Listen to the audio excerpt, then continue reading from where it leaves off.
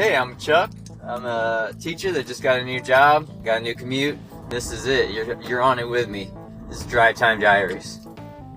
Today, what's on my mind is being awkward, being weird, and being uncomfortable in conversations.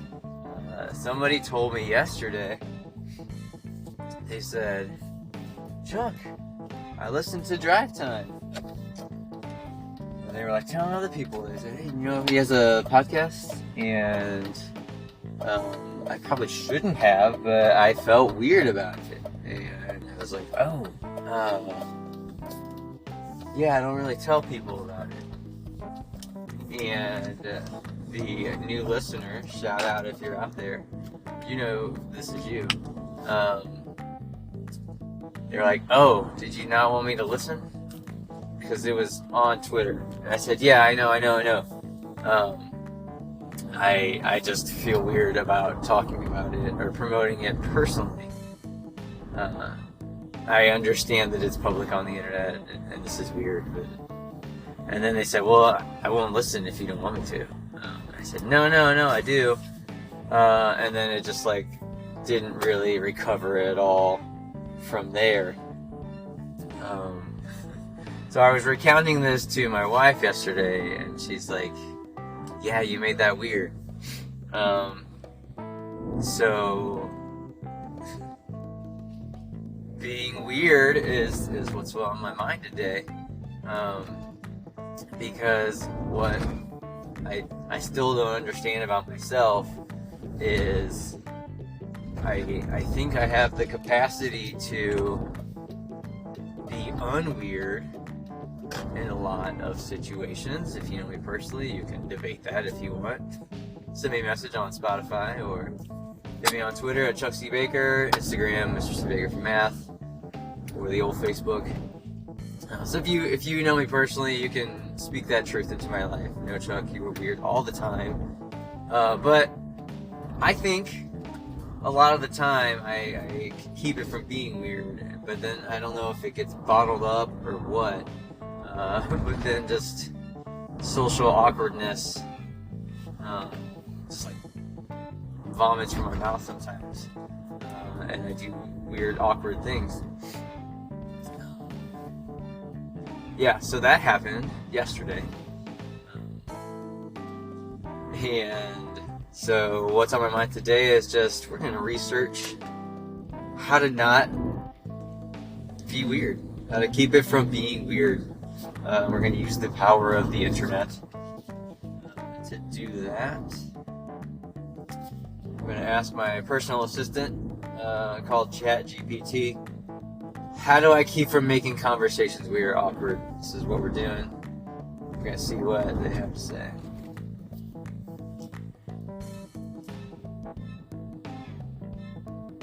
How do I keep conversations from being weird or awkward? This is the response from the robot.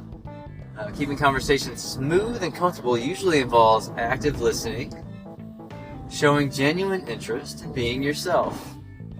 It's important to ask open-ended questions and give the other person space to share.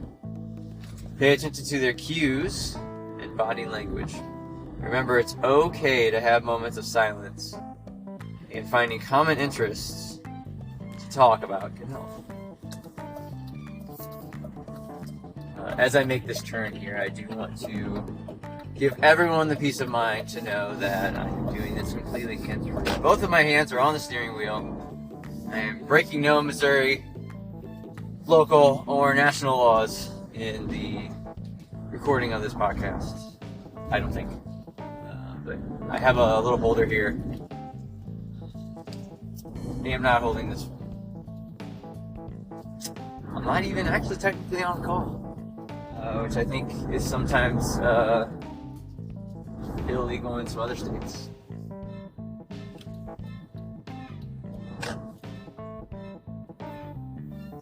So back to the premise here. So it's okay to have moments of silence, and finding common interests to talk about can help. Just be authentic.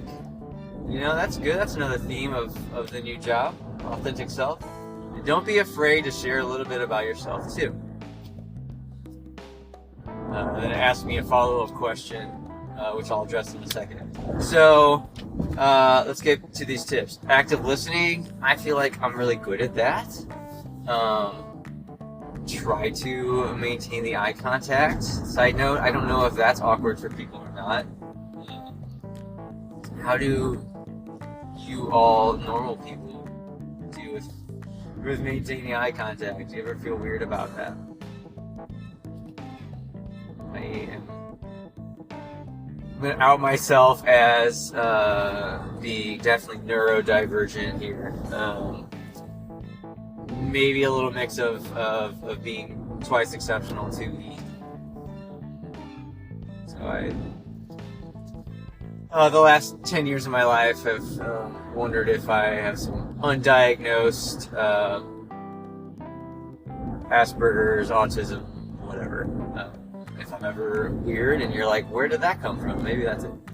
But anyway, so active listening, I can usually maintain eye contact, I think.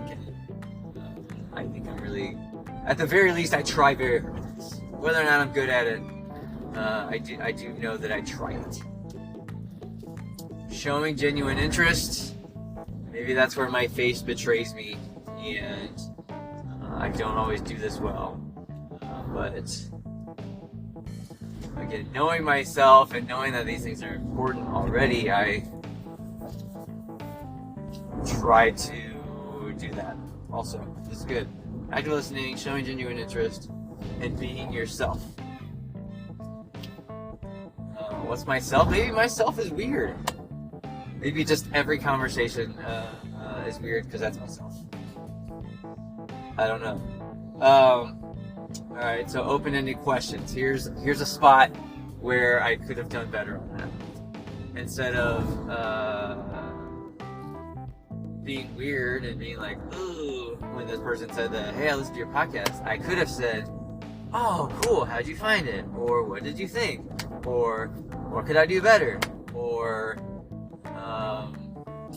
any of those things. That would have been a great way to do that. I could have said thanks and just shown appreciation and gratitude. People usually don't find that weird, right? Let's see, what else? Give the other person space to share. That's what that would have done. I could have asked them what other podcasts they like.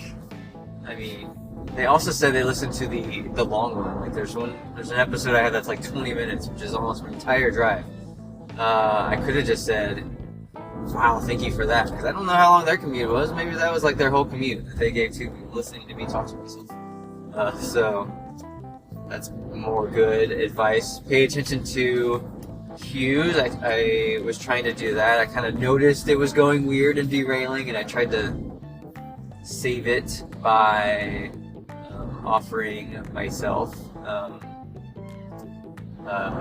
One thing that also I added to our conversation yesterday was that I just wanted to make sure that if they heard anything on Drive Time Diaries that, I don't know, they disagreed with or they thought was weird, or weird as in different than what they thought, that they would just have a conversation with me about it. IRL, in real life. So I responded. Don't be afraid to share a bit of yourself too. I could have, maybe that's the part I did, because they also thanked me for being vulnerable. So maybe it was less weird than I recounted. I did a bunch of these things. All right, so the specific situations that the follow-up question that ChatGPT has asked me here is, any specific situations you're worried about? So if I could characterize that situation, I guess it would be, how do I take a compliment? So let's figure that out.